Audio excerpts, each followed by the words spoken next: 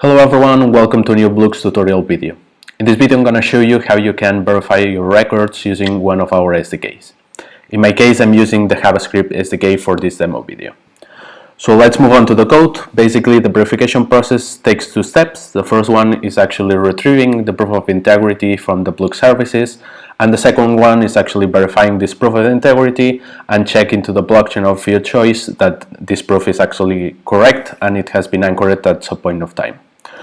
So using our SDKs, basically the first step is using the getProof function that all it takes is an array of records as a parameter and actually retrieves the proof that we're going to show the output when we run this code. Afterwards, using this proof object, it just send it to the verify proof function that takes as an extra parameter the network of your choice. In this case, I'm using the blockchain network. That is, remember that is our test network for development purposes. But here you can put like Ethereum mainnet or whatever network or public blockchain of your choice.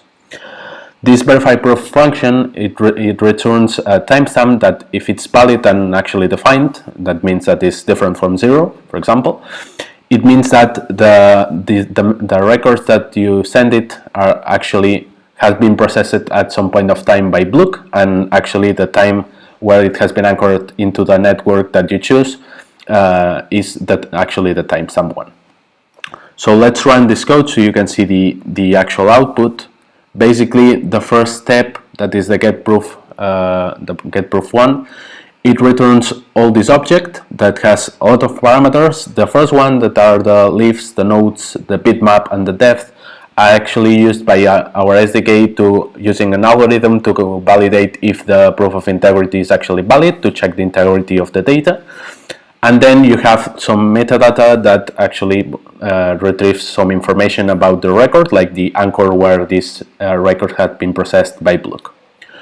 Afterwards, as I said, the verify proof, it goes to the network and actually verifies that the result of the algorithm has been anchored into the network at some point of time and returns a timestamp. In this case, is actually valid because the timestamp was different from 0 and defined. And you can see here that actually these records that we are verifying had been transacted into blockchain the 21st of December at 4 p.m. approximately. So with that, you have verified your records, and that's all you need to do with our SDKs. So I hope it had helped a lot to you, and make sure to check our webpage, make sure to follow us on our social pages like Twitter and LinkedIn, and if you have any questions, don't hesitate to contact us at hello@blook.com. Thank you for watching and see you next time.